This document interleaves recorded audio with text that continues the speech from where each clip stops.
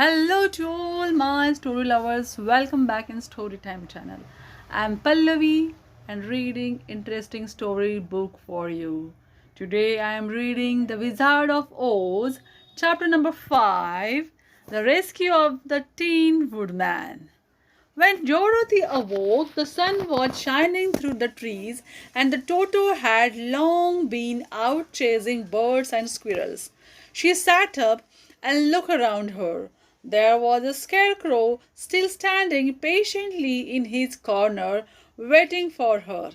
"We must go and search for water," she said to him. "Why do you want water?" he asked. "To wash my face clean after the dust of road, and to drink so the dry bread will not stick in my throat." "It must be inconvenient to be made of flesh," said the Scarecrow thoughtfully, "for you must sleep and eat and drink. However, you have brains, and it is worth a lot of bother to be able to think properly." They left the cottage and walked through the trees until they found a little spring of clear water where Dorothy drank and bathed and ate her breakfast. She saw there was not much bread left in the basket, and the girl was thankful the Scarecrow and did not have to eat anything, for there was scarcely enough for herself and Toto for the day. When she had finished her meal and was about to go back to the road of yellow brick, she was startled to hear a deep groan nearby. "What was that?" she asked timidly. "I cannot imagine," replied the Scarecrow, "but we can go and see." Just then another groan reached their ears, and the sound seemed to come from behind them. They turned and walked through the forest a few steps, and when Dorothy discovered something shining in a ray of sunshine that fell between the trees, and she ran to the place and then stopped short with a cry of surprise. One of the big trees had been partly chopped through, and standing beside it with an uplifted axe in his hands was a man made entirely of tin. His head and arms and legs were jointed upon his body, but he stood perfectly motionless, as if he could not stir at all. Dorothy looked at him in amazement, and so did the Scarecrow, while Toto barked sharply and made a snap at the tin legs which hurt his teeth. "Did you groan?" asked Dorothy. "Yes," answered the Tin Man, "I did. I have been groaning for more than a year, and no one has ever heard me before or come to help me." "What can I do for you?" she inquired softly, for she was moved by the sad voice in which the man spoke. "Get an olecan and oil my joints," he answered. "They are rusted so badly that I cannot move them at all. If I am well oiled, I shall soon be all right again. You will find an oil can on a shelf in my cottage." Dorothy at once ran back to the cottage and found the oil can, and then she returned and asked anxiously, "Where are your joints?" "Oil my neck first," replied the Tin Woodman. So she oiled it, and as it was quite badly rusted, the Scarecrow took hold of the tin head and moved it gently from the side to side until it worked freely, and then the man could turn it himself. "Now oil the joints in my arms," he said, and Dorothy oiled them, and the Scarecrow bent them carefully until they were quite free from the rust and as good as new.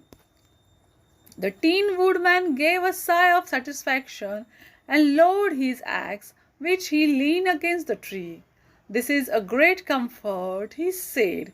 "I have been holding that axe in the air ever since I rusted, and I am glad to be able to put it down at last. Now, if you will oil the joints of my legs, I shall be all right once more. So they oiled his legs until he could move them freely, and he thanked them again and again for this release. For he seemed a very polite creature and a very grateful. I might have stood there always if you had not come along, he said. So you have certainly saved my life. How did you happen to be there? We are on our way to the Emerald City to see the great Oz, she answered, and we stop at your cottage to pass the night. Why do you wish to see Oz? He asked. Now this is the Tin Man. I want him to send me back to Kansas, and the Scarecrow wants him to put a few brains into his head, she replied. The Tin Woodman appeared to think deeply for a moment. Then he said, Do you suppose Oz could give me a heart? Why, I guess so, Dorothy answered. It would be as easy as to give the Scarecrow brains. True, the Tin Woodman returned. So if you will allow me to join your party, I will also go to the Emerald City and ask Oz to help me. Come along, said the Scarecrow heartily, and Dorothy added that she would be pleased to have his company. So the Tin Woodman shouldered his axe, and they all passed through the forest until they came to the road that was paved with yellow brick. The Tin Woodman had asked Dorothy to put the oil can in her basket. For, he said, if I should get caught in the rain and rust again, I would need the oil can badly. It was a bit of good luck to have their new comrade join the party, for soon after they had begun their journey again, they came to a place where the trees and branches grow so thick over the road that the travelers could not pass. But the Tin Woodman set to work with his axe and chopped so well that soon he cleared the passage for the entire party. Dorothy was thinking so earnestly as they walked along that she did not notice when the Scarecrow stumbled into a hole and rolled over to the side of the road. Indeed, he was obliged to call to her to help him again. Why didn't you walk around the hole? Asked the Tin Woodman. I don't know enough, replied the Scarecrow cheerfully. My head is stuffed with straw. You know, that's why I am going to Oz to ask him for some brains. Oh, I see, said the Tin Woodman. But after all, brains are not the best thing in the world. Have you any? Enquired the Scarecrow. No, my head is quite empty, answered the Woodman. But once I had brains and heart also, so having tried them both, I should much rather have a heart. And why is that? Asked the Scarecrow. I will tell you my story and then you will know. So, while they are walking through the forest, the Tin Woodman told the following story. I was born the son of a woodman who chopped down trees in the forest and sold the wood for a living. When I grew up, I too became a wood chopper, and after my father died, I took care of my old mother as long as she lived. Then I made up my mind that instead of living alone, I would marry so that I might not become lonely. There was one of the Munchkin girls who was so beautiful that I soon grew to love her with all my heart. She, on her part, promised to marry me as soon as I could earn enough money to build a better house for her. So I set to work harder than ever. But the girl lived with an old woman who did not want her to marry anyone, for she was so lazy she wished the girl to remain with her and do the cooking and the housework. So the old woman went to weak witch of the east and promised her to sheep and cow if she would prevent the marriage. Thereupon the wicked witch enchanted my axe, and when I was chopping away at my best one day, for I was anxious to get a new house, my wife as soon as possible the axe slipped at once and cut off left leg. This is the first seem a great misfortune, for I knew one-legged man could not do very well as a wood chopper.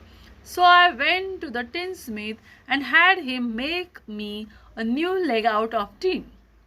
The leg worked very well.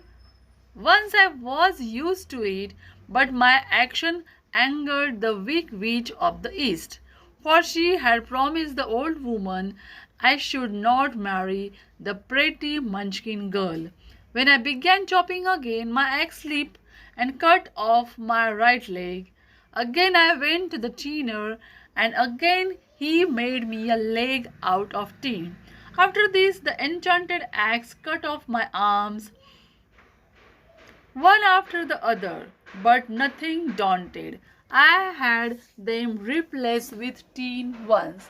The weak witch then made the axe leap and cut off my head, and at first I thought that was the end of me.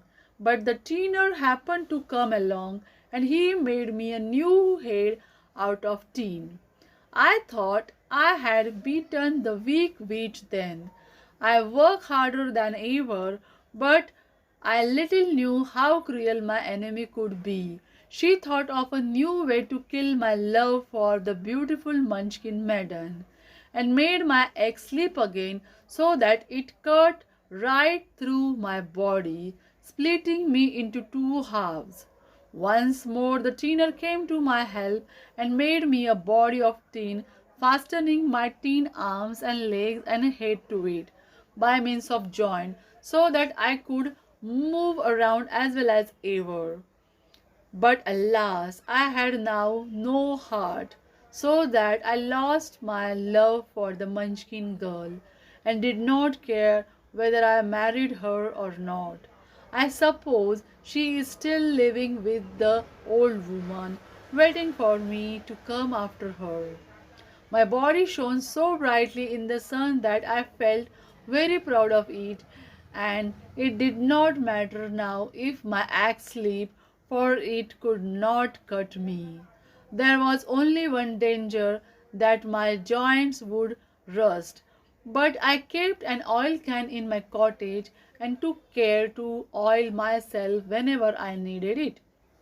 However, there came a day when I forgot to do this, and being caught in a rainstorm, before I thought of the danger, my joints had rusted, and I was left to stand in the woods until you came to help me. It was a terrible thing to undergo, but during the year I stood there I had time to think that the greatest loss I had known was the loss of my heart. While I was in love, I was the happiest man on earth. But no one can love who has not a heart, and so I am resolved to ask Oz to give me one. If he does, I will go back to the Munchkin maiden and marry her. Both Dorothy and the Scarecrow had been greatly interested in the story of the Tin Woodman, and now they knew why he was so anxious to get a new heart. All the same, said the Scarecrow, I shall ask for brains instead of heart, for a fool would not know what to do with a heart if he had one. I shall take the heart, returned the Tin Woodman, for brains do not make one happy, and happiness is the best thing in the world. Dorothy did not say anything. She was puzzled to know which of her two friends was right, and she decided if she could only get back to Kansas and Aunt Em, it did not matter so much whether the woodman had no brains and the scarecrow no heart. or each got what he wanted. What worried her most was the bread was nearly gone, and another meal for herself, and Toto would empty the basket. To be sure, neither the woodman nor the scarecrow ever ate anything, but she was not made of tin nor straw, and could not live unless she was fed. Now, this is the end of the fifth chapter. Hope you like the Wizard of Oz book. Tell me in the comment box and subscribe our channel. Thanks for watching, guys.